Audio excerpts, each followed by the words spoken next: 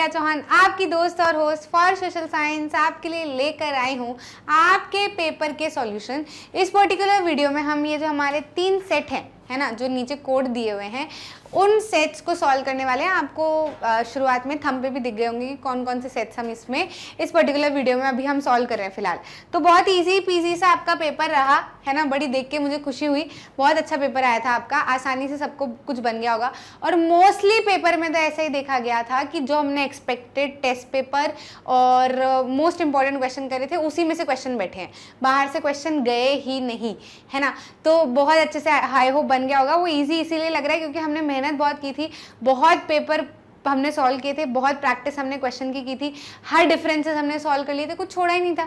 जब सब कुछ ही कर लिया था तो फिर बचना क्या है। फिर आखिरी वाले दिन तो हमने पूरे सारे चैप्टर के एनसीईआरटी, हर पैराग्राफ में से क्या क्वेश्चन बन सकता है ये भी सारा कुछ देख लिया था, तो फिर क्या दिक्कत है ना। तो बहुत बढ़िया से पेपर रहा, यही आपका जनरल इंस्ट्रक्शन है। अभी हम ये वाला कोड आपको शुरुआत में, ये वाला कोड जिसका भी ये वाला कोड है वो हम अभी डिस्कस करें, फिर आगे भी आपके 2 और कोड्स हम सॉल्व करेंगे। तो अगर वहाँ पे आपको क्लियर नहीं समझ आया तो साथ साथ में आपके कोड्स भी मेंशन रहेंगे, कौन से कोड का क्वेश्चन है ये, है ना, क्वेश्चन पेपर है ये, ठीक है। तो यहाँ पे आपको very short answer type question जो है उसमें बोला गया है, mention the views of FICCI towards the civil disobedience movement. जो सिविल डिसोबीडियंस मूवमेंट के तरफ जो एफसीसीआई के व्यूज थे, है ना, उसको हमको क्या करना है यहाँ पे बताना है। तो ये वाला आंसर आपको कहाँ पे मिलेगा, ये वाला आंसर आपको मिलेगा जो हमारा सिविल डिसोबीडियंस मूवमेंट के पार्टिसिपेंट्स के बारे में बात की गई थी, है ना, पार्टिसिपेंट्स के बारे में बात की गई थी जिसमें हम बिजनेसमैन की बात करते हैं ना, वहाँ पे आपको इसका आंसर मिल जाएगा। व्यूज़ हमको जो एफसीसीआई के हैं वो हमको बताने हैं कि वो क्या चाह रहे थे, क्या करना चाह रहे थे, है ना, चीज़ों को लेकर क्या उनका मेन एम था रिगार्डिंग सिविल डिसोबीडियंस मूवमेंट, किस तरीके से उन्होंने सारे बिजनेस क्लास पीपल ने अपने आप को ऑर्गेनाइज किया था ताकि वो ये सारे सिविल डिसोबीडियंस मूवमेंट में क्या करें, पार्टिसिपेशन दिखाएं, फंड्स वगैरह रेस करें, है ना। तो ये आपको इसके अंदर मेंशन करना है। अगर आपको देखो, मैं exact answer I can not right कि ये यही होना चाहिए, नहीं तो कुछ बच्चे बोलेंगे हमने ये लिखा, कुछ बच्चे बोलेंगे हमने ये लिखा, but I can definitely tell you the background कि उस बैकग्राउंड में से आपका आंसर आना चाहिए। अब आपने शब्दों को घुमा के लिखा है, एग्जैक्ट शब्द लिखे हैं, पॉइंट्स ऊपर नीचे करे हैं, तो भी कोई प्रॉब्लम आपकी नहीं आएगी, ठीक है। फिर यहाँ पे बोला है how can the industrial pollution of fresh water be reduced, किस तरीके से रिड्यूस किया जा सकता है। तो हमारा जो मैन्युफैक्चरिंग इंडस्ट्री है उसमें आपको डायरेक्ट पॉइंट्स दिए हुए हैं कि कैसे इंडस्ट्रियल पॉल्यूशन जो है वो फ्रेश वाटर का रिड्यूस हो सकता है, कि भैया रेन वाटर हार्वेस्टिंग करो, है ना, रीयूज करो, बिना ट्रीट करे पानी को वाटर में मत डालो। ये सारे के सारे पॉइंट्स अगर आपने लिखे हैं तो यहाँ से आपके 2 नंबर पक्के हो जाएंगे। फिर यहाँ बोला classify industries on the basis of raw material, raw material के बेसिस पे इंडस्ट्रीज कैसे क्लासिफाइड है, ये क्वेश्चन भी हमने किया था, है ना, एग्रो बेस्ड और मिनरल बेस्ड। फिर दोनों की डेफिनेशन अगर आपने लिखी है तो यहाँ से भी आपके 2 नंबर पक्के हैं, ठीक। फिर यहाँ पे आपको लिखा है differentiate between ruling and opposition party. तो ऐसी पार्टी जो कि गवर्नमेंट फॉर्म कर रही है, ऐसी पार्टी जो गवर्नमेंट फॉर्म कर रही है, जिसने गवर्नमेंट रन कर रही है ना, जो पॉलिटिकल पार्टी इलेक्शन जीत के गवर्नमेंट रन करती है वो रूलिंग पार्टी कहलाती है। और वहीं ऐसी पार्टी जो इलेक्शन कंटेस्ट तो करती है लेकिन जीत नहीं पाती, वो क्या करती है, अपोजिशन पार्टी का काम करती है, ठीक है। तो अगर आपने ये लिखा है दोनों पार्टीज के बीच में तो यहाँ से भी आपके पॉइंट्स जो है वो पक्के हो जाएंगे।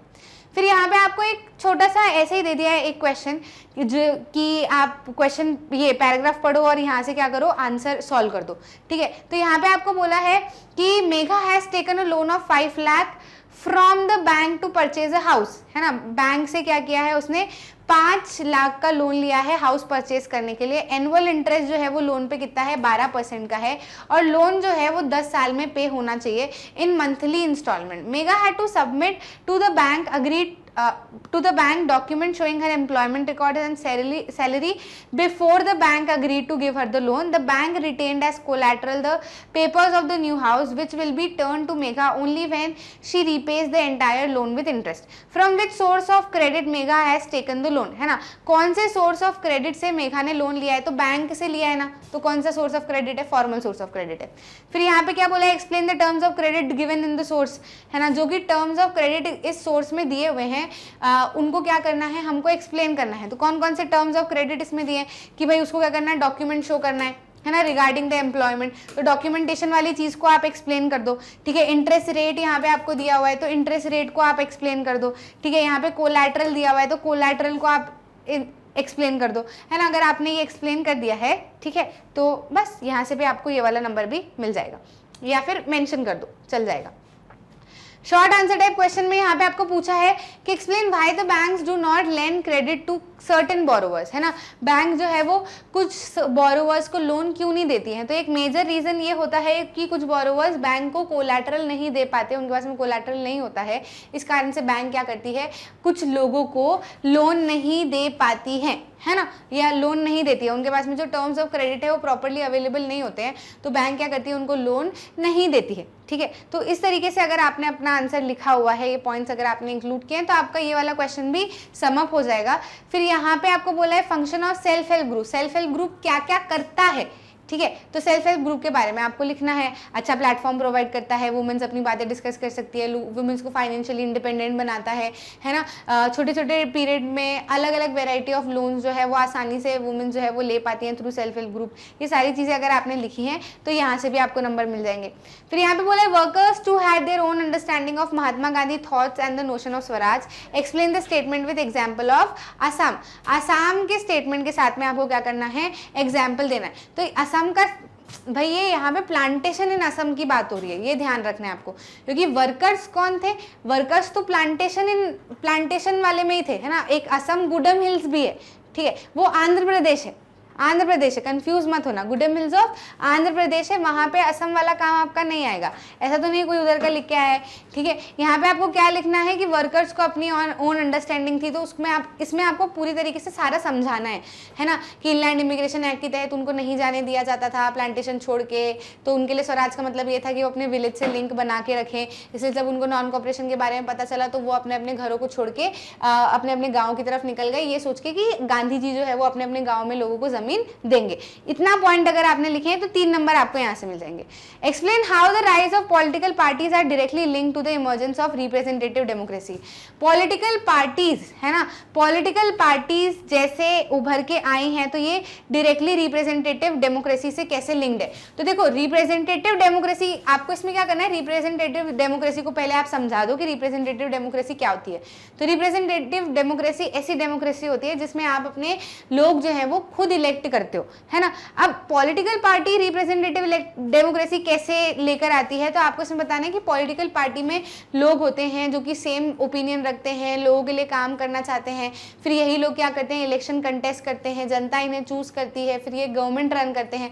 तो भाई डेमोक्रेसी, रिप्रेजेंटेटिव डेमोक्रेसी में भी तो यही होता है, तो ये डायरेक्टली कुछ इस तरीके से लिंक है।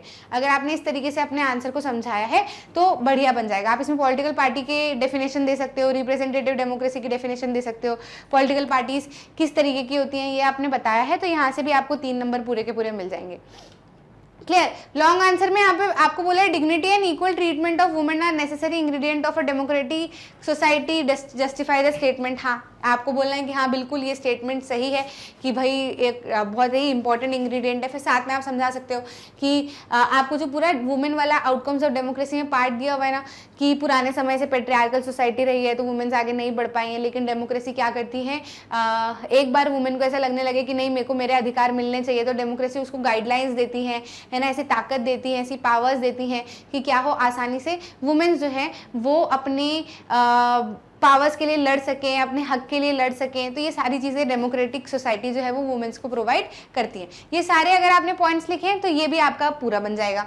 Democracy in India strengthen the claim for equal status and equal opportunity, justify the statement. Democracy India में जो इंडिया की जो डेमोक्रेसी है उसने इक्वल स्टेटस और इक्वल अपॉर्चुनिटी को क्या किया है, क्लेम किया है। तो वही वाला जो आपके पैराग्राफ है ना जिसमें दलित लोगों की बात की, वुमेन्स की बात की और किस तरीके से इंडिया में अलग अलग पॉलिसीज बनाई गई है इन सारे लोगों को आगे लाने की, है ना। और वाकई में है ये सारी कम्युनिटीज अब आगे बढ़कर आई हैं और बहुत अच्छे से रहती हैं, है ना। तो वो आपको वो पूरे पैराग्राफ में से अगर आपने पॉइंट्स उठा के लिखे हैं तो आपका आंसर सही है, ठीक है। तो आपको नंबर यहाँ से भी मिल जाएंगे, है ना। तो यहाँ पर बस आपको इतना ध्यान रखना है कि 5 नंबर का आप लिख कर आए हो। Clear. Technology is a vital force in the modern form of globalisation. तो यहाँ पे सूटेबल एग्जाम्पल के साथ में आपको कंटेनर्स के बारे में बताना है, इंफॉर्मेशन टेक्नोलॉजी के बारे में बताना है, कैसे जब से इंफॉर्मेशन टेक्नोलॉजी आई है तो ग्लोबलाइजेशन बहुत ज़्यादा ग्रो किया है। आसानी से हम 1 मैसेज में या 1 क्लिक में मैसेज भेज सकते हैं, फ़ोन कॉल पे कॉन्फ्रेंसेस कर सकते हैं। वही जो टेक्नोलॉजी वाले पैराग्राफ से अगर आपने आंसर उठा के लिखा है तो यहाँ से भी आपका आंसर जो है वो बढ़िया से ऐसे बन जाएगा। कंटेनर्स और अपना जो इंटरनेट वगैरह का अगर आप एग्जाम्पल दे रहे हो तो बढ़िया है। Impact of globalisation has not been uniform, तो इसमें आपको बताना है एक तो कम्पीट एंड पेरिश वाला है ना, अनऑर्गेनाइज वाला, ठीक है, और ये भी बता देना है कि कुछ जो कंपनीज हैं इंडिया की वो MNCs बन के उभर के आई हैं, इतना फायदा हुआ है, लेकिन कुछ लोग जो हैं वो आगे बढ़ ही नहीं पाए और इवन खत्म हो गए, है ना। तो यूनिफॉर्म नहीं रहा ग्लोबलाइजेशन सभी लोगों के लिए। जिन लोगों के पास में स्किल था, पैसा था, एजुकेशन था, उन्होंने अपॉर्चुनिटी का फायदा उठाया, लेकिन जिनके पास में नहीं था वो हार्ड हिट हुए हैं इससे। अगर इस तरीके से आपने आंसर अपना लिखा है तो बढ़िया है। एग्जाम्पल के साथ में आप जस्टिफाई कर सकते हो कि कुछ MNCs जो हैं मल्टीनेशनल, कुछ कंपनीज इंडिया की लोकल कंपनीज मल्टीनेशनल कंपनी बन गई, तो उसमें आप टाटा वाटा का नाम दे सकते हो, है ना। वहीं आप जो कंप्यूटर पेरिश का मैं आपको एग्जांपल दे रही हूँ, तो वो आपका बुक में आपको एग्जांपल दिया है ना, वो स्मॉल प्रोड्यूसर वाला, वो अगर आप एग्जांपल लिख के आए हो दोनों एग्जांपल, तो आपका ये वाला आंसर भी क्या हो जाएगा, सफिशिएंट हो जाएगा। फिर यहाँ पे आपको केस बेस्ड क्वेश्चन जो है वो नेशनलिज्म इन इंडिया के ऊपर दिया हुआ है। शुरुआत वाला जो पैराग्राफ हमारा होता है NCERT का, वही उठा के इन्होंने दिया है। तो क्वेश्चन पूछा है how was people's understanding of nation, कि लोग नेशन के बारे में क्या समझते थे, ठीक है। तो it meant a change in people's understanding of who they were, how they define their identity, है ना। इसी के बारे में आपको क्या करना है, पहले वाले पैराग्राफ में से आप आंसर उठा लो और यहाँ पे लाइन आप लिख सकते हो, ठीक है। वहीं आप how was the growth of modern nationalism intimately connected to anti colonial movement, modern nationalism anti colonial movement से कैसे डायरेक्टली कनेक्टेड है, तो आप यहाँ पे बता सकते हो कि लोगों के अंदर जो है वो कॉलोनियलिज्म की भावना से स्ट्रगल करने के लिए धीरे धीरे नेशनलिज्म जो है वो इमर्ज हुआ। और हाँ, ये शेयर्ड बॉन्ड वाली चीज भी आप इसके अंदर डाल सकते हो, ठीक है। 1 नंबर का है तो छोटा ही लिखना है। How did people in India develop a sense of collective belonging, है ना, एक्सप्लेन। तो यहाँ पर भी ये आ जाएगा कि कलेक्टिव बिलोंगिंग लोगों ने इंडिया में कैसे जनरेट हुई। तो यहाँ पे आप लिख सकते हो कि लोगों ने अपनी आइडेंटिटी जो है वो कुछ इस तरीके से साथ में लाना शुरू की। तो यहाँ से यहाँ तक वाला जो आपकी लाइन है वो इसमें आ जाएगी, ठीक है, टुगेदर तक में, वो वाला आंसर भी आपका सिमिलर जैसे ही हो जाएगा। क्लियर, तो ये भी आपको बन जाएगा, ईजी सा था। फिर टूरिज्म एंड ट्रेड के ऊपर आपको ये वाला क्वेश्चन दिया हुआ है। यहाँ पे आपको क्वेश्चन बोला है explain the importance of tourism. तो टूरिज्म का क्या इंपॉर्टेंस है, वास्ट पोटेंशियल है डेवलपमेंट का, बहुत सारे लोग हायर हो सकते हैं, है ना। साथ ही साथ में नेशनल इंटीग्रेशन और लोकल हैंडीक्राफ्ट को सपोर्ट करता है, कल्चरल परस्यूट्स को सपोर्ट करता है ना। हेरिटेज टूरिज्म का एग्जाम्पल अगर आपको देना है तो आप हेरिटेज टूरिज्म के एग्जाम्पल में बहुत सारी जगह बता सकते हो, जो अलग अलग हमारे स्कल्पचर्स, मॉन्यूमेंट और ये सब बने हुए हैं ना, ये सारे इसके अंदर आएंगे, ठीक है। Assets the benefits of improving tourism in India, India में अगर टूरिज्म को हम इम्प्रूव करते हैं तो उससे क्या होगा, ठीक है। तो उससे क्या होगा, बहुत सारे टूरिज्म जो है वो बढ़ेंगे, क्योंकि वास्ट पोटेंशियल है, बहुत सारी जॉब्स बढ़ेंगी, है ना, बहुत सारी जॉब्स बढ़ेंगी, बहुत ज़्यादा एम्प्लॉयमेंट बढ़ेगा, लोकल हैंडीक्राफ्ट को बहुत ज़्यादा बेनिफिट मिलेगा, बहुत ज़्यादा सेल आउट होंगे। तो ये सारी चीज़ें अगर आप लिख कर आए हो तो ये वाला आंसर भी आपका बन जाएगा। अब यहाँ पे मार्क करने के लिए आपको क्या बोला है, मार्क करने के लिए आपको बोला है सितंबर 1920 वाला कांग्रेस सेशन, है ना। सितंबर 1920 वाला कांग्रेस सेशन कहाँ पे मार्क करते हो आप, कैलकाटा में, ठीक है। तो कैलकाटा, वहाँ पे आपको कैलकाटा लिख देना है। फिर यहाँ पे आपको मैप पे लोकेट करने के लिए बोला है रामागुंडम वाला थर्मल पावर प्लांट, और यहाँ पे आपको बोला है पुणे सॉफ्टवेयर टेक्नोलॉजी पार्क। फिर चेन्नई तो अपना मद्रास में है ही, मद्रास हमारा कोने वाली साइड, तमिलनाडु में ऊपर की साइड हम मार्क करते हैं। पुणे जो है वो हमारा महाराष्ट्र में हम डायगोनली मार्क करते हैं। रामागुंडम थर्मल पावर प्लांट भी हम मार्क कर लेते हैं, ठीक है। तो बहुत ईजी सा है, बहुत ईजी सा है, बहुत अच्छे से पेपर आए हो, आप अच्छे से करके आए होंगे अगर ये वाला सेट किसी को आया है। अब आ जाते हैं हम हमारे दूसरे सेट के ऊपर, कि अपने पेपर के हैं, ज़्यादा समय नहीं लेते हैं, पेपर को डिस्कस करते हैं, देखते हैं कि क्या क्या पॉइंट्स आपने अगर आंसर में लिखे हैं तो आप के नंबर कहीं नहीं गए, पूरे पूरे आपको नंबर मिल जाएंगे, दिक्कत आपको नहीं आएगी, ठीक है। Very short answer type question है हमारा पहला, क्या है, very short answer type question. अगर आपने सेक्शन ऊपर नीचे करे हैं तो भी कोई दिक्कत नहीं, बस ये ध्यान आई होप आपने रखा होगा कि जो क्वेश्चन नंबर है ना, और जो सेक्शन है वो आपने सही लिखा है। मतलब ऐसा नहीं कि आंसर इसका लिखना चाह रहे हो और क्वेश्चन नंबर में 2 डाल दिया है, ऐसा नहीं किया होगा, है ना। आई होप आपने व्यवस्थित नंबर के साथ में आंसर, करेक्ट आंसर लिखे होंगे, नहीं तो फिर वो कैलकुलेट नहीं होगा, ठीक। अब आपको करना क्या है, मैं आपको बता देती हूँ सारे क्वेश्चन में कि ये पॉइंट्स आपने लिखे हैं कि नहीं लिखे हैं। Exact answer we can not discuss ना, क्योंकि लैंग्वेज सबकी अलग अलग होती है। फिर पॉइंट्स भी, हर क्वेश्चन के पॉइंट्स जो है वो बहुत सारे होते हैं, ठीक है। तो आप चिंता मत मत करो, अराउंड अराउंड जो भी मैं आपको चीज बता रही हूँ उसके अराउंड अराउंड भी आपने लिखा है ना तो आपके मार्क्स मिल जाएंगे आपको, कोई आपसे आपके मार्क्स नहीं छीनेगा। क्लियर। सबसे पहला क्वेश्चन है how was the Simon commission greeted in India in 1928, explain करना है आपको, ठीक है। और क्वेश्चन कितने नंबर का है, 2 नंबर का है। तो यहाँ पे आपको पॉइंट्स क्या क्या लिखना है, एक तो आप ये लिख सकते हो सबसे पहला तो कि न्यू टोरी गवर्नमेंट ने क्या किया था, साइमन कमीशन को बिठाया था जॉन साइमन के अंडर, उनको बोला था कि आप चेंजेस की बात करो इंडिया में और रिपोर्ट सबमिट करो। साइमन कमीशन जब इंडिया में आया तो उस कमीशन में एक भी इंडियन मेंबर नहीं था, सारे के सारे ब्रिटिश थे। ये तो पहला पॉइंट हो गया, आपने बता दिया कि फ्रेम क्या है, ठीक है। फिर दूसरे पॉइंट में लिख दिया it was greeted with black flags with the slogan go back Simon, ठीक है। ये इंपॉर्टेंट पॉइंट है, 2 नंबर का है तो हमको 2 पॉइंट तो लिखना है, इसलिए पहले वाले क्वेश्चन में आया होगा आपने थोड़ा सा साइमन कमीशन के बारे में समझाया होगा, थोड़ा समझाना जरूरी होता है ताकि एक पीछे का बैकग्राउंड पता चले टीचर को भी कि हाँ आपको पता है कि क्या क्या चीज हुई थी, है ना। फिर सेकंड पॉइंट में आपने अच्छे से लिख दिया होगा कि it was greeted with go back Simon and Muslim league and every community in India participated in the demonstration, ठीक है। ऐसे करके आप ये सारी चीजें इसके अंदर डाल सकते हो, ठीक। अगर आपने लिख दिया है तो बिल्कुल 2 नंबर आपके पक्के। हमने किया था इसको भी डिस्कस, है ना, साइमन कमीशन के ऊपर तो हमने शॉर्ट नोट ही लिख दिया था पूरा का पूरा। तो मतलब मैंने आपको बोला था कि क्वेश्चन हम ऐसे करेंगे कि क्वेश्चन घुमा के अगर वो कुछ भी दे देंगे तो भी आंसर हमारे यही होंगे, आंसर हमारे और अलग नहीं होने, ठीक है। इसमें आपको बोला है how is one party system different from 2 party system, explain with examples, है ना। अब कई बार देखो क्वेश्चन कैसे देते हैं, differentiate between 1 party and 2 party system, तो डायरेक्ट क्वेश्चन हो जाता है। अब यहाँ पे क्या बोलते हैं how is 1 party system different from, तो मैंने आपको क्या बोला था, क्वेश्चन को जब भी एग्जाम में पढ़ना है हिंदी में कन्वर्ट करना है फिर सॉल्व करना है तो आंसर बनेगा, है ना। वही है हमारा डिफरेंस बिटवीन 1 पार्टी और 2 पार्टी। तो 1 पार्टी सिस्टम क्या होता है, ऐसा पार्टी सिस्टम जिसमें एक ही पार्टी के चांसेस होते हैं गवर्नमेंट फॉर्म करने के, वही गवर्नमेंट रन करती है। एग्जाम्पल में क्या लिखना है, चाइना। 2 पार्टी सिस्टम में आपको लिखना है कि ऐसा पार्टी सिस्टम जिसमें 2 पार्टीज जो है उनके चांसेस होते हैं गवर्नमेंट में आने के और गवर्नमेंट को रन करने के, ऐसा पार्टी सिस्टम हमको यूके और यूएस में दिखता है। अगर ये लिखा है तो यहाँ से भी आपको 2 नंबर पूरे के पूरे मिल जाएंगे। फिर आपको बोला है differentiate between basic and consumer industries, तो ये भी हमने सॉल्व किया था। डिफरेंस बिटवीन में मैंने आपको बताया था जब हमने एग्रो बेस्ड और मिनरल बेस्ड इंडस्ट्री सॉल्व की थी, तब मैंने आपको बोला था कि सिमिलर डिफरेंसेस जो है वो दूसरे क्लासिफिकेशंस के ऊपर भी आ सकते हैं, ठीक है। और मैंने आपको साथ साथ में सारे क्लासिफिकेशंस के डिफरेंसेस रिवाइज भी करवा दिए थे ऐसे बोल बोल के, ठीक है। फिर हमने कल वाले लाइव सेशन में भी इसकी पूरे सारे क्लासिफिकेशन मैंने आपको करवा दिए थे सारे के सारे, क्लियर। तो इसमें क्या करना है आपको, बेसिक इंडस्ट्री में बताना है ऐसी इंडस्ट्री जिसका रॉ मटेरियल मतलब जिसका फिनिश गुड, है ना।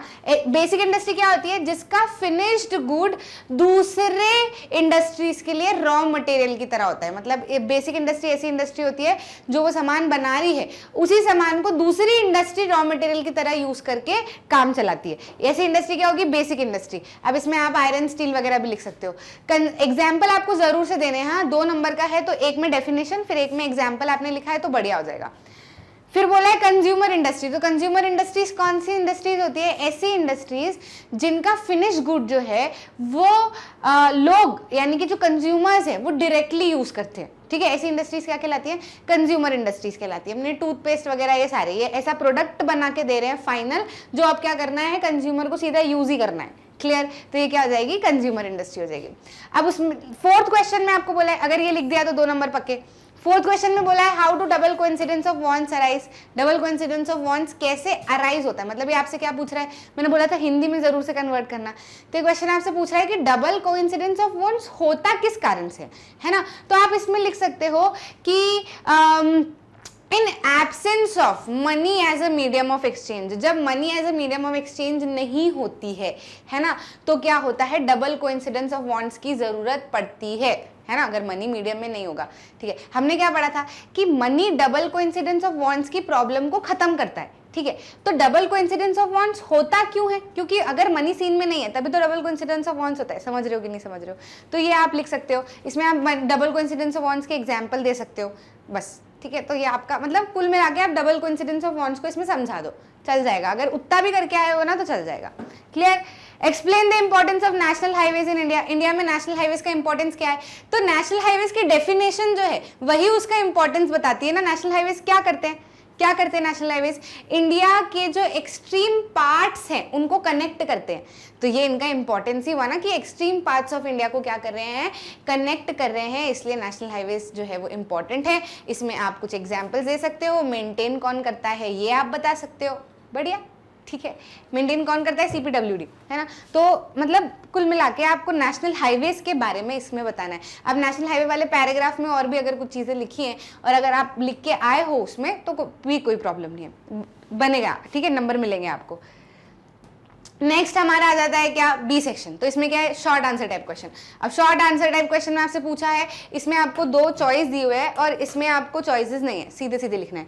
यहाँ पे बोला है why did Gandhi ji decided to withdraw non cooperation movement in February 1922। ये बहुत अच्छा किया इन्होंने पेपर में कि डेट्स पूरी की पूरी दी है ना, ताकि बच्चों को डेट भी, आपने अगर डेट भी क्वेश्चन में यहीं से देख के लिखी है आंसर में अपने, तो बहुत अच्छी बात है ना, वो और आपका आंसर को क्या करेगा? एनहांस करेगा, क्योंकि आपको डेट सोचने की जरूरत ही नहीं है, क्वेश्चन में ही दी हुई है। तो आपको व्यवस्थित तरीके से लिखना है Mahatma Gandhi decided to withdraw non cooperation movement in February 1992 because of the following reasons. फिर रीजन आपको क्या बताना है? सबसे पहला रीजन तो वही आपका चौरी चौरा वाला इंसिडेंट आएगा, और फिर सेकंड पॉइंट चौरी चौरा वाले इंसिडेंट को डिस्क्राइब कर दो, फिर उसके बाद में बता दो, रीजन बता दो कि गांधी जी को ऐसा लगने लगा कि लोगों ने नॉन कॉपरेशन को अपने ही तरह से लिया हुआ है ना। सबके लिए स्वराज का मीनिंग ये है कि उनकी सफरिंग्स जो है वो एक समय आएगा और खत्म होगी, और उनको एक्चुअली में स्वराज का मतलब समझ में लोगों को नहीं आया था। तो गांधी जी फेल्ट कि लोगों को ट्रेन करने की जरूरत है, सत्याग्रह को ट्रेन करने की जरूरत है फॉर मास मूवमेंट, और ऑल्सो वो नहीं चाहते थे कि वॉयलेंस हो। चौरी चौरा जैसे इंसिडेंट्स के कारण वॉयलेंस हुआ था, तो अब वो नहीं चाहते थे कि वॉयलेंस हो, तो अब कुल मिला के लोगों को ट्रेन करना था, इसलिए उन्होंने बोला कि नॉन कॉपरेशन मूवमेंट को अपन रोक देते हैं। अब इसके अराउंड आपने जो भी पॉइंट्स लिखे हैं चल जाएंगे, पर आंसर आपका कुछ इस तरीके का होना चाहिए। चौरी चौरा वाले इंसिडेंट को आपको इसमें जरूर से एक्सप्लेन करना है, क्योंकि 3 मार्क का क्वेश्चन है ना। फिर आ जाता है आपका how did first world war create a new economic situation in India. कितनी बार किया ये क्वेश्चन, तो मतलब हमने मोस्ट इंपॉर्टेंट में भी किया था, टेस्ट पेपर में भी किया था, मोस्ट एक्सपेक्टेड क्वेश्चन में भी मैंने आपको कल ही कराया था ये वाला क्वेश्चन। क्या बोल रहा है? How did the first world war create a new economic situation in India. India में न्यू इकोनॉमिक सिचुएशन कैसे आई थी फर्स्ट वर्ल्ड वॉर के कारण? तो क्या क्या पॉइंट्स लिखने हैं? डिफेंस एक्सपेंडिचर को फाइनेंस करने के लिए इनकम टैक्स बढ़ा दिया, कस्टम ड्यूटी बढ़ा दी, प्राइजेस डबल कर दी, है ना। ये सारी चीजें आपको क्या करनी है, इसके अंदर लिखनी है, ठीक है। तो ये आपका क्या हो जाएगा, मतलब वो जो पूरा फर्स्ट वर्ल्ड वॉर वाला पैराग्राफ था, सोल्जर्स रिक्रूट किए, ये सारी चीजें किस में आएगी? ये वाले आंसर में आएगी। 3 मार्क का क्वेश्चन है, तो आई होप आपने सफिशिएंट पॉइंट लिखे होंगे। क्लियर। नेक्स्ट आ जाता है democratic governments are better than any form of government, justify the statement. भाई ये क्वेश्चन भी हमने कितनी बार किया था कि democracy is a better form of government than other form of government because of the following reasons. क्यों है ये बेटर फॉर्म ऑफ गवर्नमेंट? इसको प्रीवियस ईयर क्वेश्चन में भी हमने किया था, पिछले कुछ सालों वाले जो क्वेश्चन है उसमें भी हमने किया था, एक्सपेक्टेड में भी हमने किया था। तो यहाँ पे आपको क्या करना है, आंसर में लिखना है कि democracy is a better form of government than other form of government because of the following reasons. Number 1, it promotes dignity of individual, it promotes equality, है ना, it gives freedom to the citizens. वो जो सारे के सारे points है, मतलब outcomes of democracy वाला चैप्टर जहाँ से शुरू होता है ना, उसी में फर्स्ट पैराग्राफ में ही आपको 4-5 पॉइंट दिए हुए। अगर उन 4-5 पॉइंट में से आपने जो भी पॉइंट्स आपके लिखे हैं, जितने आपको याद हो वो पॉइंट्स आपने लिखे हैं, तो आपको आंसर बनेंगे, मतलब आपको नंबर मिलेंगे, दिक्कत नहीं आएगी, ठीक है, बढ़िया से। इट गिव्स डिसीजन, मतलब वो देता है, क्या बोलता है, आपको रूम देता है for improving, for correcting the mistakes, है ना, और लोगों को इलेक्ट करने का मौका देता है, अपनी गवर्नमेंट फॉर्म करने का मौका देता है, सारा कुछ इसमें आएगा। क्लियर। तो ये भी हो गया आपका 3 नंबर इधर से आ गए, 3 नंबर इधर से आ गए। Explain 3 important terms of credit, यहीं से भी पूरे के पूरे 3 नंबर बनेंगे। टर्म्स ऑफ क्रेडिट क्या क्या होती है, सबसे पहले तो लिखो 3 टर्म्स ऑफ क्रेडिट आर, जैसे 4 टर्म्स ऑफ क्रेडिट है, एक तो मोड ऑफ रीपेमेंट, एक कोलैटरल, एक इंटरेस्ट रेट और एक डॉक्यूमेंटेशन। तो मोड ऑफ रीपेमेंट तो आई डोंट थिंक कि किसी ने लिखा होगा, तो आपने इंटरेस्ट रेट, कोलैटरल और डॉक्यूमेंटेशन के बारे में लिखा होगा। अब आपको क्या करना है, यहाँ पे मेंशन नहीं करना था, सिर्फ यहाँ पे आपको एक्सप्लेन करना था, है ना। तो आपको सबसे पहले लिखना है इंटरेस्ट रेट। तो इंटरेस्ट रेट क्या होता है, किस तरीके से चार्ज होता है, ये सारा आपको इसमें लिखना था। फिर उसमें आप डॉक्यूमेंटेशन लिखोगे, तो जो भी आपकी पर्सनल डिटेल्स है ये सारा, और जो भी आप गिरवी रख रहे हो उसकी डिटेल्स, ये सारा कुछ डॉक्यूमेंटेशन में आएगा। फिर कोलैटरल में क्या आएगा, जो आप गिरवी रखते हो, कोलैटरल की डेफिनेशन आप इसके अंदर लिख सकते हो। तो अगर आपने इस तरीके से आंसर लिखा है तो पूरे के पूरे 3 नंबर मिलेंगे। आई एम क्रॉसिंग फिंगर्स कि आप सिर्फ टर्म्स ऑफ क्रेडिट के नाम नहीं लिख के आए हो। अगर लिख के आए हो तो वो भी नंबर आपको मिलेंगे, पर फिर पूरे नंबर नहीं मिलेंगे। आपको टर्म्स ऑफ क्रेडिट को एक्सप्लेन करना है ना। बट आई होप आपने एक्सप्लेन किया होगा, क्योंकि मैंने आपको जब भी क्वेश्चन करवाए हैं तब भी मैंने आपको बताया है कि मेंशन बोला जाए तो सिर्फ पॉइंट्स लिख देना, लेकिन एक्सप्लेन करने को बोला जाए तो आपको हर पॉइंट को एक्सप्लेन करना है। ठीक, तो ये क्या हो गया, हमारा शॉर्ट आंसर टाइप वाला क्वेश्चन का सेक्शन भी हो गया। लॉन्ग आंसर टाइप क्वेश्चन की अगर हम बात करें तो examine any 5 major challenges face by political parties in India. कल ही किया हमने, क्या क्या चैलेंजेस हैं जो कि पॉलिटिकल पार्टीज इंडिया में फेस करती है। तो lack of internal democracy, dynastic succession, money and muscle power, ये सारी चीजें आपको किस में रखनी है, ये वाले में एक्सप्लेन करनी है। ठीक है, अगर आपने ये सारे चैलेंजेस लिखे हैं, आपको डायरेक्ट चैलेंजेस दिए हुए हैं, पूरी एनसीईआरटी में चैलेंजेस दिए हुए हैं, तो ये आपको एग्जामिन करने हैं। इन द सेंस सिर्फ आपको हेडिंग नहीं लिखनी, आपको एक्सप्लेन करने हैं। मैंने आपको बताया था कि अगर 3 नंबर में आए तो आप सारे के सारे चैलेंज लिख दो, सिर्फ नाम लिख दो चैलेंजेस के, चल जाएगा। 2 में आए सारे के सारे चैलेंजेस लिख दो, नाम लिख दो, चल जाएगा। लेकिन 5 नंबर में आता है तो आपको सबको एक्सप्लेन करना है। इसको हमने टेस्ट पेपर में, मोस्ट इंपॉर्टेंट में, एक्सपेक्टेड क्वेश्चन में, प्रीवियस ईयर क्वेश्चन में, सब में हमने किया था। और मैंने आपको एक्सप्लेन कर करके कि डायनेस्टिक सक्सेशन में क्या क्या लिखना है, लैक ऑफ इंटरनल डेमोक्रेसी में क्या करना है। इवन जो आपका मॉडल टेस्ट पेपर मैंने आपको दिया था उसमें भी ये वाला क्वेश्चन डाला था। तो आई होप आपने इसको कर लिया होगा, चैलेंज भी लिखे होंगे, साथ में उनको थोड़ा थोड़ा एक्सप्लेन भी किया होगा, क्योंकि 5 नंबर का क्वेश्चन है। Political parties play an important role in democratic countries, है ना। इसमें आपको बतानी है, जस्टिफाई करना है स्टेटमेंट को कि पॉलिटिकल पार्टी डेमोक्रेटिक कंट्री में एक इंपॉर्टेंट रोल प्ले करती है ना। तो इंपॉर्टेंट रोल प्ले करती है, तो इस स्टेटमेंट को जस्टिफाई करने के लिए आप क्या लिख सकते हो, पॉलिटिकल पार्टी के जो फंक्शन है, रोल प्ले करना मतलब क्या कि क्या क्या काम करती है डेमोक्रेसी में। तो हाँ, सारे के सारे फंक्शन जितने भी थे ना हमारे 7 फंक्शन, वो 7 फंक्शन आप लिख सकते हो। अगर किसी ने थोड़ा बहुत नेसेसिटी के बारे में भी लिखा है ना तो चलेगा, दिक्कत नहीं है। तो आप फंक्शंस के बारे में अगर आपने लिखा है तो बहुत ही बढ़िया, सारे मार्क्स आपको मिल जाएंगे, क्योंकि यहाँ पे जो काम पॉलिटिकल पार्टी करती है डेमोक्रेसी में वो जस्टिफाई करने को बोला है। तो फंक्शंस ही तो वो होते हैं जो पार्टीज काम करती है, कोई भी चीज काम वही करती है ना, वही बोलते हैं उसको इंग्लिश में, फंक्शंस ही बोलते हैं उसके। तो आपको इसमें मेन क्या करना है, फंक्शन लिखने। मतलब देखो चैलेंज और फंक्शन दोनों आ गया, दोनों में से जो भी आपको याद है वो आप इसके अंदर लिख दो।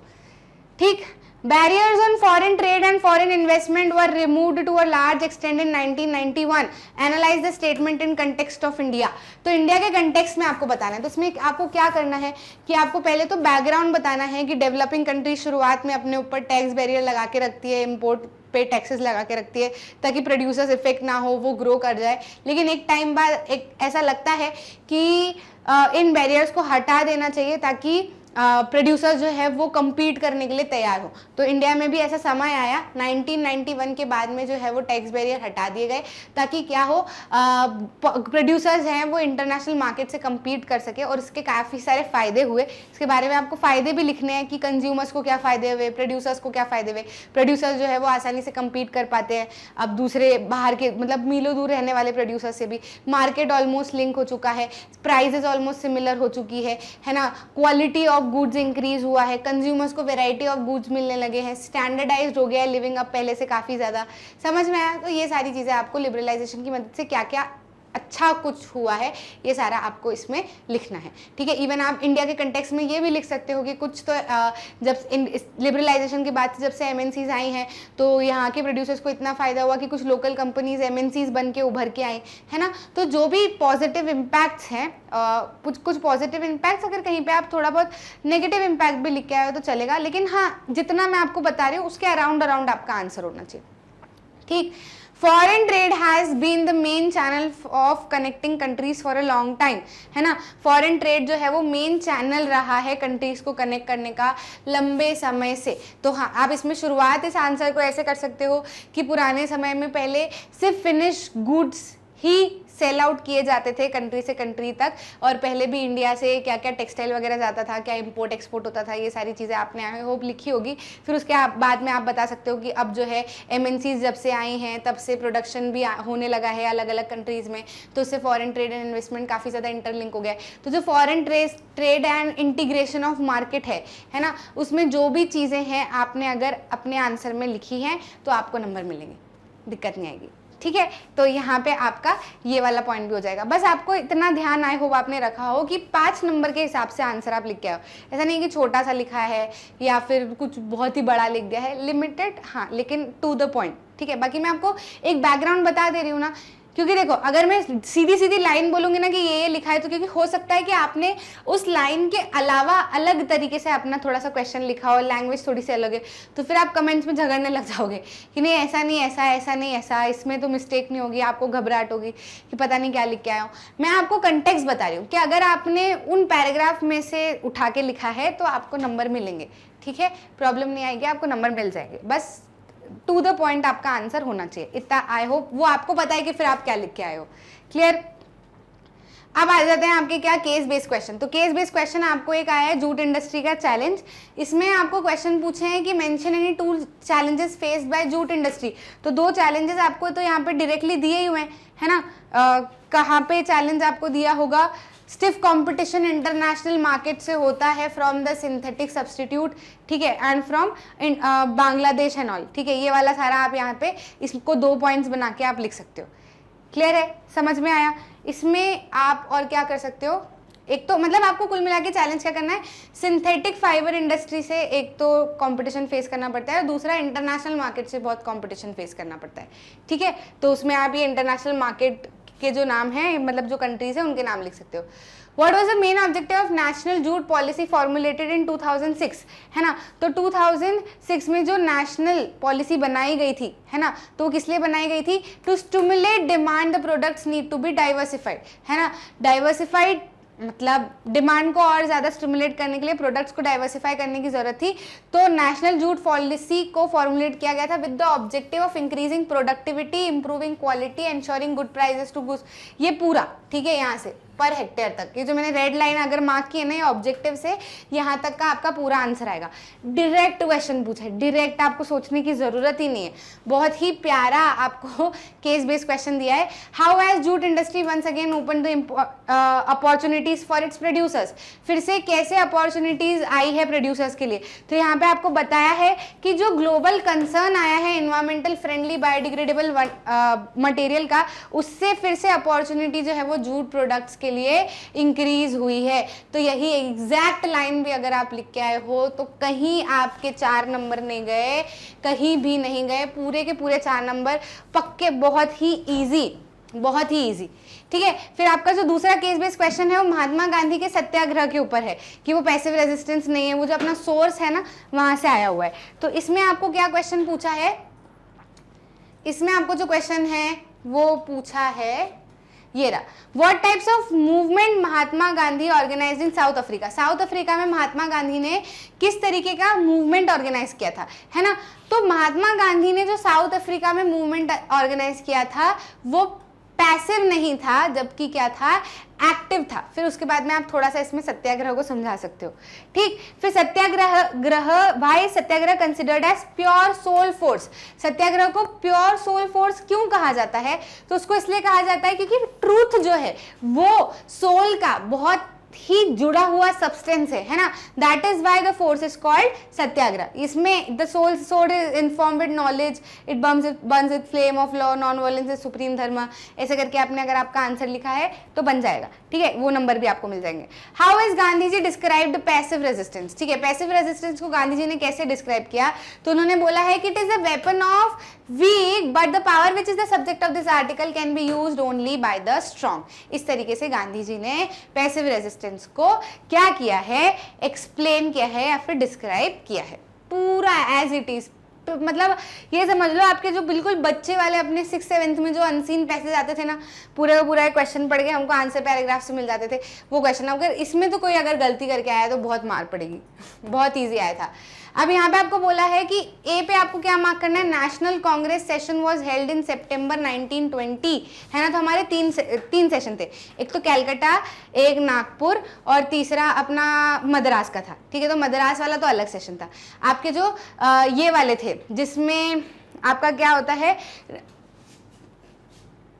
नेशनल कांग्रेस वाला सेशन जो सितंबर 1920 वाला था, तो सितंबर 1920 का एक सेशन था और एक दिसंबर 1920 का सेशन था। ये दो 1920 वाले सेशन थे। तो सितंबर 1920 वाला सेशन कहाँ पे हुआ था, कैलकाटा में। ठीक है।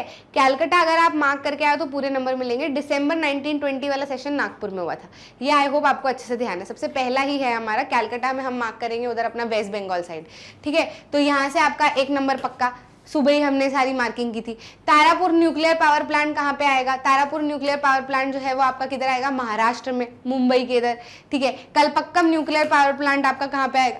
तमिलनाडु में आ जाएगा, ठीक है, चेन्नई के आसपास। फिर हैदराबाद जो है वो राजीव गांधी इंटरनेशनल एयरपोर्ट आपका कहाँ पे आ जाएगा? हैदराबाद किधर है? आंध्र प्रदेश का हिस्सा जो बना है तेलंगाना, तो तेलंगाना के बीच में आपको क्या करना है? हैदराबाद मार्क करना है, यानी कि Rajiv Gandhi international airport mark करना है। अब मार्किंग आपने, आई होप इसको भी कॉपी में भी लिखा है आंसर इसका कि कौन सी सिटी आप मार्क कर रहे हो, और फिर वहाँ पे भी आपने मार्क किया है कैलकाटा। फिर इन दोनों को आपने प्रॉपर मार्किंग वहाँ पे पूरी की पूरी लिखी है, सिर्फ ए और बी नहीं लिख के आए हो, अच्छे से लिखा है। लिखा होगा तो मिलेंगे, ए और बी भी लिख के आए हो तो कोई दिक्कत नहीं है, चल जाएगा, ठीक है। समझ में आया? सही तरीके की मार्किंग आई होप आप बढ़िया से करके आए हो, बस यही है। अब अभी हम इसमें बात करें आपके सेट 3 की, ठीक है। तो आई होप आपका पेपर बहुत अच्छा गया है, सबसे पहली बात तो, क्योंकि क्वेश्चन तो ऐसे आए हैं भाई साहब जो हमने सारे डिस्कस किए थे, मतलब मेरा तो दिल खुश हो गया। आपके 10:30 से 12:30 तक में जब आप थे तो मुझे ऐसे ही लग रहा था पता नहीं क्या पेपर आया होगा, क्या पेपर आया होगा, और जैसे ही पेपर मिला तो एक राहत मिली कि हाँ आप अच्छे से करके आए होंगे। कॉमेंट सेक्शन में ज़रूर से बताना कि कैसे आपको मदद मिली है हमारी तरफ से और आप पेपर अच्छे से सॉल्व करके आए। बहुत अच्छा लगेगा कि आपको अच्छे से सारा कुछ जो है वो बन गया है अगर तो, ठीक है। कमेंट सेक्शन में मैं देखूंगी, वेट करूंगी कि आपने बढ़िया से किया है कि नहीं किया है सारा कुछ। अपना एक्सपीरियंस जैसा भी आपका पेपर को देख के रहा है कि यार मैम पेपर आया वैसे ये लगा, ये क्वेश्चन आया तो ऐसा ही लगा, कि जो भी आपने पढ़ा था नहीं पढ़ा था, सारी चीज़ें आप मेरे को बताना, मैं आपकी कहानियाँ सुनना चाहती हूँ कॉमेंट से, ठीक है। पहला क्वेश्चन देखो, जनरल इंस्ट्रक्शन तो आपको पता ही है क्या थे, है ना। पहला क्वेश्चन जो है, पहला पार्ट जो है, सेक्शन जो है वो आपको very short answer type question था। कौन सा था? Very short answer type question. तो very short answer type question में आपसे सेट 3 में क्या पूछा है? मिलिटेंट गुरिल्ला मूवमेंट जो है वो गुडम हिल्स ऑफ आंध्र प्रदेश में हुआ था अर्ली 1920s में, तो क्यों हुआ था, है ना। तो अब यार देखो, हमने ना बहुत अच्छे से जो अपना नॉन कॉपरेशन मूवमेंट के 4 तरीके से पार्टिसिपेशन थे वो बहुत बढ़िया तरीके से करते हैं। जिसमें जो दूसरा पार्टिसिपेशन था वो था रिबेलियन इन कंट्री साइड, जिसमें एक तो हम पीजेंट रिबेलियन मतलब पीजेंट का देखते हैं मूवमेंट, उत्किसान सभा वाला, और दूसरा हम मूवमेंट देखते हैं इसका ट्राइबल मूवमेंट, है ना, ट्राइबल रिबेलियन हम देखते हैं। तो यहाँ पर क्या था, ये लोग क्यों ये लोग मिलिटेंट गुरिल्ला मूवमेंट छिड़े हुए थे असम के गुडम हिल्स में। तो इन्होंने मिलिटेंट गुरिल्ला मूवमेंट इसलिए छेड़ा हुआ था क्योंकि इनका जो ट्राइबल एरिया, ट्राइबल लोगों के लिए जो अपने फॉरेस्ट होते हैं वो बहुत ज़्यादा इंपॉर्टेंट होते हैं, और ये जो ब्रिटिशर्स थे ये इनको अलाउ नहीं करते थे वहाँ पे रहने के लिए या वहाँ के सामानों को यूज़ करने के लिए।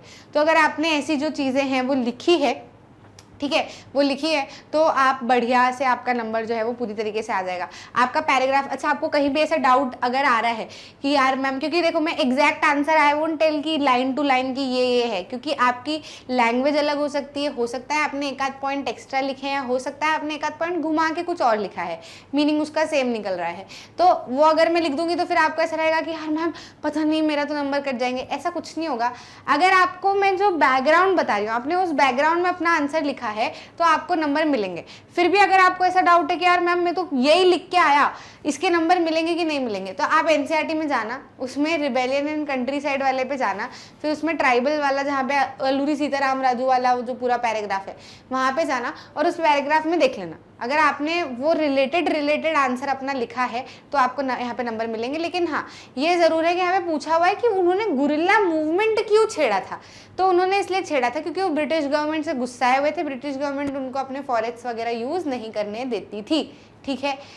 अगला क्वेश्चन जो है वो क्या हो जाएगा, how to double coincidence of wants arise. Double coincidence of wants किस कारण से अराइज होता है। तो यहाँ पे मेरे हिसाब से तो आंसर होना चाहिए कि the absence of money as a medium of exchange leads to the arouse of double coincidence of wants, है ना। क्योंकि हम क्या बोलते हैं कि डबल कोइंसिडेंस ऑफ वॉन्स कब डबल कोइंसिडेंस ऑफ वॉन्स को मनी एक मीडियम बन के हटा देता है ना। तो डबल कोइंसिडेंस ऑफ वॉन्स होता क्यों है, क्योंकि उस समय पे मनी एज अ मीडियम नहीं था, है ना।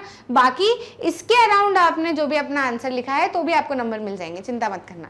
क्लियर? तो 2 नंबर का क्वेश्चन आपका ये हो जाएगा। आप इसमें डबल कोइंसिडेंस ऑफ बॉन्ड्स को भी थोड़ा बहुत समझा के आए हो अगर, तो कोई प्रॉब्लम नहीं है ना, जिसमें एक पर्सन जो चाहता है वही दूसरा पर्सन खरीदना चाहता है, ऐसे करके भी अगर आपने लिखा है तो कोई प्रॉब्लम नहीं है। Classify industries on the basis of capital investment, capital investment की बेसिस पे इंडस्ट्रीज को क्लासिफाई करो। तो कैपिटल इन्वेस्टमेंट में ये भी हमने डिफरेंस बिटवीन, मैंने आपको बताया था कि एग्रो बेस्ड और मिनरल बेस्ड इंडस्ट्री की तरह ही मैंने लाइन लिखी थी कि similar differences can be asked on the basis of other classifications as well, और सारे के सारे क्लासिफिकेशन मैंने आपको रिवाइज कराए थे। तो कैपिटल और कैपिटल इन्वेस्टमेंट भी कैसी होती है, लार्ज स्केल और स्मॉल स्केल इंडस्ट्रीज होती है। कैसी होती है, लार्ज स्केल और स्मॉल स्केल। तो बस आपने उन दोनों को अगर आपने डिफाइन कर दिया है, उनके एग्जाम्पल लिख दिए हैं, तो पूरे नंबर आपको यहाँ से भी 2 नंबर मिल जाएंगे। तो 2 2 4 2 6 है ना, तो 6 नंबर का तो हमारा हो गया paper. Explain the importance of national highways in India, India में नेशनल हाईवेज का इंपॉर्टेंस क्या है ना, क्या जरूरत है इंडिया में नेशनल हाईवेज की, ठीक है, उसके बारे में हम बात कर लेते हैं। देखो तो इसमें क्या है ना, नेशनल हाईवेज की जो डेफिनेशन है वही उसका इंपॉर्टेंस बताती है। नेशनल हाईवेज की डेफिनेशन क्या है कि ये extreme parts of the country को एक दूसरे से लिंक करता है, तो यही इसकी जरूरत है ना कि एक्सट्रीम पार्ट ऑफ कंट्री को ही लिंक करता है। तो आप डेफिनेशन अगर लिख के आए हो तो सब पूरा नंबर आपको मिल जाएगा। इसमें आप ये भी लिख सकते हो कि it is maintained by CPWD, और नेशनल हाईवेज वाले पैराग्राफ में जो भी चीजें लिखी है, एक आध अगर एक्स्ट्रा पॉइंट भी लिखा है तो कोई प्रॉब्लम नहीं है। क्लियर? तो यहाँ से भी आपको 2 नंबर पूरे मिल गए। फिर 1 पार्टी सिस्टम 2 पार्टी सिस्टम से कैसे अलग है, एग्जाम्पल के साथ में एक्सप्लेन करना है। तो वही हमारा 1 पार्टी और 2 पार्टी सिस्टम का डिफरेंस है, ये जो हमने हजारों बार किया था, क्या पता था कि यही आने वाला है ना। तो 1 पार्टी सिस्टम में क्या होता है, ऐसा पार्टी सिस्टम जिसमें हमको क्या रहता है, एक ही तरीके की पार्टी जो है वो गवर्नमेंट रन करती है ना, गवर्नमेंट फॉर्म करती है। तो एग्जाम्पल के तौर पे क्या लिख सकते हो आप, चाइना। आई होप आप टेबल के फॉर्म में बना के आए उसको। 2 पार्टी सिस्टम क्या होती है, जिसमें मोर देन 2 पार्टीज के नहीं, जिसमें 2 पार्टीज के चांसेस होते हैं, मोर देन 2 पार्टीज नहीं, जिसमें 2 पार्टीज के चांसेस होते हैं to come and run and form the government, ठीक है। एग्जाम्पल के तौर पे आप क्या लिख सकते हो, यूके और यूएस का एग्जाम्पल दे सकते हो। तो ये आपके वेरी शॉर्ट आंसर, बहुत ही ईजी है ना। मतलब मैं तो यही दुआ कर रही हूँ कि यहाँ से 10 नंबर तो आप लेके आई हो, ठीक है। स्पेलिंग वगैरह भी आपने सही लिखी होगी, बाकी तो ठीक है। शॉर्ट आंसर में आपको पूछा है कि महात्मा गांधी ने नॉन कॉपरेशन मूवमेंट को क्यों विड्रॉ किया था फरवरी 1922 में, एक्सप्लेन करना है आपको। तो यहाँ पे आपको क्या लिखना है, चौरी चौरा वाला इंसिडेंट सबसे पहले तो बताना है। पहले तो इंट्रोडक्टरी लाइन लिखी हो अच्छे से अगर आपने, कि Mahatma Gandhi decided to withdraw non cooperation movement in February 1992 because of the following reasons. सबसे पहला चौरी चौरा वाले इंसिडेंट को आपको समझाना है। दूसरा आपको ये लिखना है कि people did not know the meaning of Swaraj, सब अपने अपने हिसाब से ही स्वराज का मतलब ले रहे थे, है ना। उनको अपने अपने हिसाब से उन्होंने स्वराज का मतलब समझ रखा था, और उनको ऐसा था कि बस एक समय आएगा जब उनकी सफरिंग्स खत्म होगी, ठीक है। तो गांधी जी वांटेड कि वॉयलेंस ना हो, और साथ ही साथ में उनका ऐसा था कि ये जो लोगों के अंदर वॉयलेंस भड़क रहा है या उनको नहीं समझ आ रहा है कि कैसे मूवमेंट को लीड करना है, इसके लिए लोगों को ट्रेन करने की जरूरत है। इसलिए महात्मा गांधी जी ने क्या किया, नॉन कॉपरेशन मूवमेंट को रोक दिया। मैंने आपको हिंदी में बता दिया है कि क्या क्या पॉइंट्स होने चाहिए। अब आपने इसको अच्छे से फ्रेम करके जिस भी तरीके से अपने पॉइंट्स लिखे हैं, अगर ये पॉइंट्स आपने लिखे हैं तो आपको पूरे नंबर इसमें मिल जाएंगे। क्लियर? नेक्स्ट में आ जाता है आपका first world war created new economic situation in India, इसको भी आपको एक्सप्लेन करना है। तो हाँ भाई, हाँ, फर्स्ट वर्ल्ड वॉर ने न्यू इकोनॉमिक सिचुएशन की थी, तो इसको भी हमने हज़ार बार किया है ना। कितनी बार ये क्वेश्चन हमने सॉल्व किया है, मोस्ट इंपॉर्टेंट में, मोस्ट एक्सपेक्टेड में, है ना। और टेस्ट पेपर में भी मैंने आपको ये वाला क्वेश्चन करवाया था, ठीक है। अभी कल ही हमने पूरे के पूरे रिविजन में भी इसको एक्सप्लेन किया था। मोस्ट एक्सपेक्टेड क्वेश्चन में भी मैंने आपको एक्सप्लेन किया था। तो ये वाला क्वेश्चन भी आपको यही कहता है। इसमें आपको आंसर लिखना है कि सबसे पहले इंट्रोडक्टरी लाइन कि new economic political situation India में क्रिएट हुई थी, कोलन लगाया। फिर आपको लिखना है कि डिफेंस एक्सपेंडिचर को क्या करने के लिए, फाइनेंस करने के लिए उन्होंने कस्टम ड्यूटीज, इनकम टैक्स जो है वो बढ़ा दिए थे, ठीक है। साथ ही साथ में प्राइसेस डबल हो गई थी, सोल्जर्स का फोर्स रिक्रूटमेंट शुरू हो गया था। ये सारी चीज़ें आपको किसमें करनी है, फर्स्ट वर्ल्ड वॉर वाले में लिखनी है। वो जो भी सारे पॉइंट्स थे ना, वो सारे पॉइंट्स अगर आपने लिखे हैं तो 3 नंबर आपके यहाँ से भी पक्के। कुछ एक्स्ट्रा सोचने की जरूरत ही नहीं थी आपको इन क्वेश्चन में, डायरेक्ट क्वेश्चन आपसे पूछे हुए। Democratic government are transparent and legitimate, justify the statement, ठीक है। डेमोक्रेटिक डेमोक्रेटिक गवर्नमेंट ट्रांसपेरेंट होती है और डेमोक्रेटिक गवर्नमेंट लेजिटिमेट होती है। तो ये आपको एक्सप्लेन करना है। तो आपको इनको कैसे एक्सप्लेन करना है, पहले तो ट्रांसपेरेंट गवर्नमेंट मतलब ट्रांसपेरेंसी की डेफिनेशन बता देनी है, लेजिटिमेट होने की डेफिनेशन बता देनी है। फिर ट्रांसपेरेंट में आप बता सकते हो कि हाँ डेमोक्रेटिक गवर्नमेंट जो है वो आपको ट्रांसपेरेंसी देती है, आप पता कर सकते हो कि गवर्नमेंट कैसे क्या फंक्शनिंग कर रही है ना, आप जानकारी निकाल सकते हो और आप सवाल कर सकते हो आपके जो भी पूरी गवर्नमेंट है उससे। साथ ही साथ में लेजिटिमेट गवर्नमेंट में आप ये चीज़ लिख सकते हो कि डेमोक्रेसी भले अकाउंटेबल हो ना हो, डेमोक्रेसी भले रिस्पॉन्सिव हो ना हो, लेकिन डेमोक्रेटिक क्या है, ऐसी गवर्नमेंट है जो कि लेजिटिमेट है। लेजिटिमेट ये इसलिए है क्योंकि आपने डेफिनेशन में ऑलरेडी लिख दिया होगा कि it is people's own government, it is elected by people, है ना। और जब जनता चाहे जब अपनी गवर्नमेंट को क्या कर सकती है, अगर नहीं पसंद आ रही है कि ये गवर्नमेंट अच्छी नहीं है तो फिर नई गवर्नमेंट भी फॉर्म कर सकती है उन रिप्रेजेंटेटिव्स को हटा के। ऐसा कुछ आपने अराउंड का आपका आंसर लिखा है तो आपको यहाँ पर भी पूरे नंबर मिलेंगे। मैंने आपको तभी बोला था कि आपको ये वाले चैप्टर में से कोई भी लाइन उठा दी जाएगी, है ना, और आपको उसको जस्टिफाई करने के लिए, एनालाइज करने के लिए बोल देंगे। तो बस आपको उस चीज़ को एक्सप्लेन करना रहेगा और कुछ भी नहीं। तो बहुत ईजी दिया। और ये तो इन्होंने explain 3 important terms of credit, ठीक है, आपको क्या करना है, 3 इंपॉर्टेंट टर्म्स ऑफ क्रेडिट को एक्सप्लेन करना है। तो आई होप आप इसमें लिख कर आए हो कि 3 important terms of credit are अपना interest rate, collateral and documentation. फिर आप सिर्फ मेंशन करके नहीं आए हो, आपने उनको एक्सप्लेन भी किया है ना, आपने उनको एक्सप्लेन भी किया है, ये मैं मान के चल रही हूँ, है ना। एक्सप्लेन आपको करके आना है। इंटरेस्ट रेट को आपने थोड़ा सा एक्सप्लेन किया होगा कि क्या होता है, कैसे होता है। फिर आपको डॉक्यूमेंटेशन किस तरीके से रिक्वायरमेंट होते हैं, आपकी पर्सनल डिटेल्स वगैरह सारी चीज़ें चाहिए होती है, ठीक है। फिर साथ ही साथ में आपका कोलैटरल, आप क्या गिरवी रख रहे हो, है ना, ये चीज़ भी इंपॉर्टेंट होती है। तो कोलैटरल को आप थोड़ा सा एक्सप्लेन करके आए हो तो ये आपके क्या हो जाएंगे, पूरा आंसर आपका सम अप हो जाएगा about the 3 important terms of credit, ठीक है। मेरे को बस यही डर था इस क्वेश्चन में कि ऐसा नहीं है कि सिर्फ आप नाम लिख के आए हो, क्योंकि मैंने आपको जब भी ये वाला क्वेश्चन करवाया तब भी आपको बोला था, इवन एक क्वेश्चन में तो हमने एक्सप्लेन भी किया है, और इवन मैं पॉलिटिकल पार्टी के जो कंपोनेंट्स होते हैं उसमें भी मैंने आपको ऐसा इस तरीके से समझाया था कि अगर मेंशन करने को बोला जाए तो सिर्फ लिख के आना, लेकिन अगर एक्सप्लेन करने को बोला जाए तो आपको जो भी आपके पॉइंट्स हैं उनको एक्सप्लेन भी करना है ना। तो आई होप आप इसमें एक्सप्लेन करके आए हो, ठीक है। तो आपके 3 नंबर, मतलब ऐसा नहीं कि नहीं किया है तो नंबर कट जाएंगे, ऐसा नहीं, वो उतने नंबर तो आपको मिलेंगे, लेकिन एक्सप्लेन किया है तो फिर आपको पूरे नंबर मिल जाएंगे, ठीक। नेक्स्ट क्वेश्चन पे आ जाते हैं जो कि आपका सी सेक्शन है, लॉन्ग आंसर टाइप क्वेश्चन। इसमें बोला गया है 5 मेजर चैलेंजेस पॉलिटिकल पार्टी के बताइए। तो 5 मेजर चैलेंजेस इसमें बोले हैं और यहाँ पे इंपॉर्टेंट रोल बोला है कि डेमोक्रेटिक कंट्रीज में पॉलिटिकल पार्टी क्या इंपॉर्टेंट रोल प्ले करती है। तो ये डेमोक्रेटिक गवर्नमेंट में कंट्रीज में पॉलिटिकल पार्टी जो है वो क्या इंपॉर्टेंट रोल प्ले करती है। तो पॉलिटिकल पार्टी के फंक्शन ही हुए ना, है ना, जो पॉलिटिकल पार्टी काम करती है वही तो इंपॉर्टेंट रोल हुआ। तो इसमें आपसे कुल मिला के आपको इसमें फंक्शंस लिखने हैं और इसमें आपको चैलेंजेस लिखने हैं। तो अगर आप ये लिख कर आए हो, जो चैलेंजेस, इसमें क्या आ जाएगा, इंटरनल डेमोक्रेसी, है ना, इसमें dynastic succession, money and muscle power, ये सारी चीज़ें किसके अंदर आ जाएगी, ये वाले में, है ना, चैलेंजेस में। और इसमें आपका क्या आ जाएगा, इलेक्ट एंड रन गवर्नमेंट, ठीक है, और क्या करते हैं, decision making, government machinery, government के प्रोग्राम्स और पॉलिसी से जनता को जोड़े रखती है ना, डिसीजन मेकिंग, और क्या करती हैं, पब्लिक ओपिनियन शेप करती है, ठीक है। ये सारा किसके अंदर आ जाएंगे, आपके फंक्शंस आ जाएंगे। तो अगर आपने ये इसमें और इसमें जो भी आपने चूज करके लिखा है तो कोई प्रॉब्लम नहीं है, आपको मार्क्स मिल जाएंगे, ठीक है। फिर steps taken by central government and state government to attract foreign investment in India. ये थोड़ा सा क्वेश्चन आपको इसमें डगमगाए होंगे, बाकी नहीं डगमगाने चाहिए, क्योंकि ऐसी जो अपने होते हैं, है ना, स्पेशल इकोनॉमिक जोन, वो हमने किए थे। तो स्पेशल इकोनॉमिक जोन के बारे में आपको लिखना है कि मतलब कुल मिला के अगर आप आपका आंसर ऐसा भी लिख के आए हो ना कि स्टेट गवर्नमेंट और सेंट्रल गवर्नमेंट ने फॉरेन इन्वेस्टमेंट को बढ़ाने के लिए बहुत सारी पॉलिसीज और प्रोग्राम्स लेकर आए हैं ताकि जो एमएनसीज है वो आसानी से आके यहाँ पे सेटअप हो सके, है ना। उन्होंने बहुत सारी अपनी कंडीशंस लिबरलाइज कर दी है, आसानी से उनको रॉ मटेरियल मिल जाए, ट्रांसपोर्टेशन मिल जाए, टैक्स जो है वो कम लगे, है ना। ये सारी चीज़ें भी अगर आप घुमा फिरा के लिख के आए हो तो भी वहाँ पर भी आपको थोड़े बहुत नंबर मिल जाएंगे।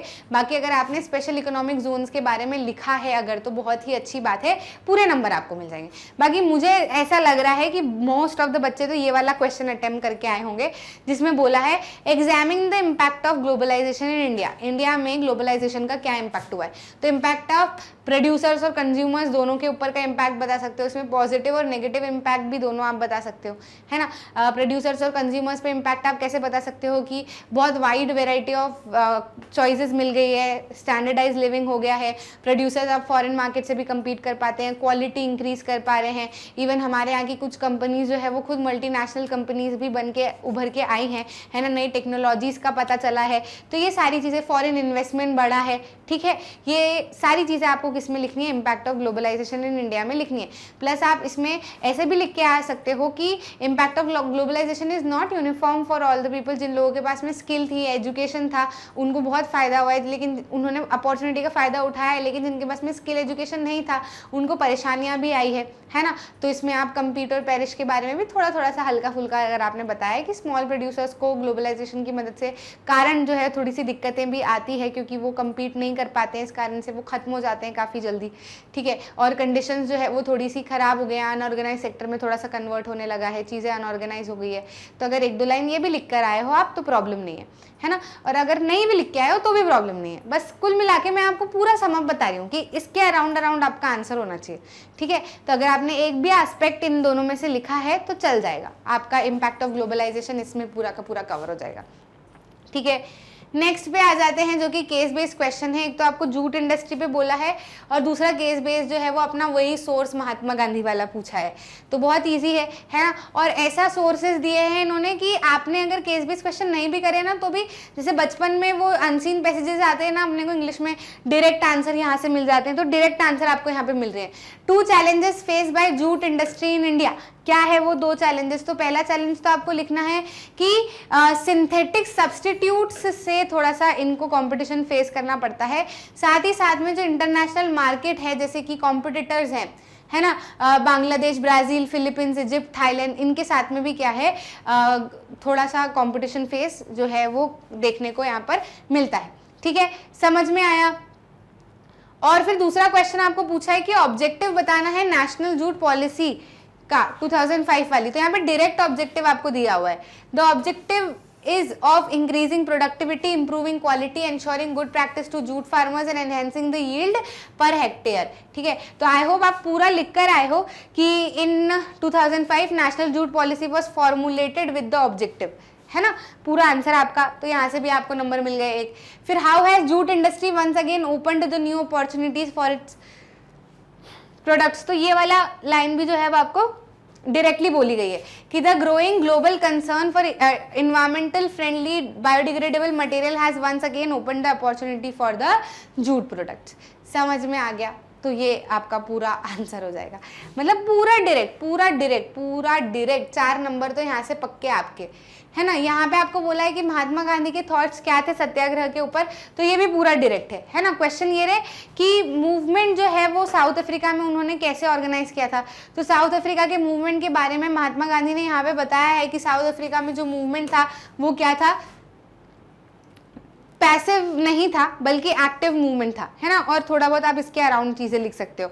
फिर क्योंकि 1 नंबर का है तो इतना भी लिख के आए हो तो चलेगा। फिर यहाँ पे बोला है कि सत्याग्रह जो है उसको प्योर सोल फोर्स की तरह क्यों कहा जाता है। सत्याग्रह को प्योर सोल फोर्स की तरह इसलिए कहा जाता है क्योंकि ट्रूथ जो है वो सोल का वेरी सब्सटेंस होता है। इसी कारण से ये जो फोर्स है इसको हम क्या कहते हैं, सत्याग्रह कहते हैं। तो 1 नंबर आपको यहाँ से मिल गए। फिर लास्ट में बोला है कि पैसिव रेजिस्टेंस को गांधी जी ने कैसे डिस्क्राइब किया है। तो गांधी जी ने पैसिव रेजिस्टेंस के बारे में कहा है कि ये लोग ऐसे कहते हैं कि वेपन ऑफ वीक है, but the power which the subject of this article can be used is only by the strong. तो ये गांधी जी का मतलब ये है, ठीक है। This power is not resistance, Indeed it calls for intense activity, ठीक है। बस ये साउथ अफ्रीका में भी, मतलब कुल मिला के आप 2 पॉइंट बना के ये वाले पैराग्राफ में से, जो फर्स्ट वाला पैराग्राफ है उसमें से 2 पॉइंट बना के आप लिख के अगर आए हो तो आपको यहाँ से नंबर मिले होंगे, ठीक है। तो मतलब देखो पूरा डायरेक्ट पूछा था। अब यहाँ पे तो मैप है, तो मैप में आपको बोला है place where national congress session was held in September 1920। तो आपको वो लाइन खींची होगी अपने वेस्ट बंगाल की तरफ, है ना। तो आपको क्या लिखना है, कैलकाटा लिखना है, ठीक है, हिंट आपको दी हुई है। यहाँ पे आपको बोला है तारापुर और कलपक्कम मार्क करना है, तो तारापुर किधर आ जाएगा, महाराष्ट्र में, कलपक्कम आपका आ जाएगा तमिलनाडु में। हैदराबाद वाला जो है वो हमने मार्क किया ही था, रामगुंडम गया, हैदराबाद में जो तेलंगाना वाला हिस्सा है, तेलंगाना के जस्ट बीच में हैदराबाद है ना, तो वहाँ पे आपका ये आ जाएगा। तो बहुत ही ईजी पेपर था, क्या था, कुल मिला के बहुत ही ईजी पेपर था, प्यारा सा स्क्वीजी पीजी। मतलब मुझे लग रहा है कि सारे पेपरों में से सबसे इजी पेपर आपका सोशल साइंस का है। और खैर इजी भी इसलिए क्योंकि हमने सारा कुछ किया था, हमने कुछ छोड़ा ही नहीं था। और इवन इतने सारे हमने क्वेश्चन की प्रैक्टिस की थी, इतने सारे क्वेश्चन की प्रैक्टिस की थी कि कुछ बाहर से आना ही नहीं था ना। हमने तो मतलब एक एक एनसीईआरटी के पैराग्राफ में से क्वेश्चन निकाल लिए थे कि ऐसा ना हो कि ये पूछ ले, ऐसा ना हो कि ये पूछ ले। तो जब हमने सभी प्रिपेयर कर लिया था तो हमको तो ईजी लगेगा ही पेपर, ठीक है। तो ईजी होने का भी कारण है, जब आपने पढ़ा है, आपको पढ़ाया गया है, सारी चीज़ कुछ भी नहीं छोड़ी है, तो फिर इजी लगना तो बनता है ना। आई होप आप अच्छे से लिख कर आए हो, and I will be waiting for your comments कि किस तरीके से आपको आपके एग्जाम में मदद मिली, कैसा लगा पेपर देखते से, है ना। आंसर लिखते समय आपको याद आया कि हाँ ये मैम ने पढ़ाया था, ये हमने चीज़ की थी, है ना, ये पॉइंट्स हमको बताए गए थे, है ना। तो I will be waiting for your comments. आप कमेंट्स में ज़रूर बताइएगा कि कैसा आपका पेपर का एक्सपीरियंस रहा। आपका 2-1 साल बाद अच्छे से पेपर दे के आए हो। पिछली बार तो आपका MCQ में ही था, अभी सब्जेक्टिव है, तो आई होप जितना डर था वो डर आपका थोड़ा खत्म हो गया होगा। अब तो एकदम फ्लो में चलेंगे, ठीक है। अच्छा लगा तो लाइक करना, शेयर करना अपने दोस्तों के साथ में, और चैनल को सब्सक्राइब जरूर करना ताकि आप ऐसे कोई भी इंपॉर्टेंट वीडियो मिस ना कर जाओ। इसके साथ में आपको जो दूसरे सेट्स हैं वो भी अवेलेबल हो जाएंगे वीडियोस, तो आप अपने सॉल्यूशन अच्छे से देख लेना। बाकी फिर अगले पेपर की भी तैयारी बहुत एकदम जोरदार तरीके से करना। मिलते हैं अगले वीडियो में।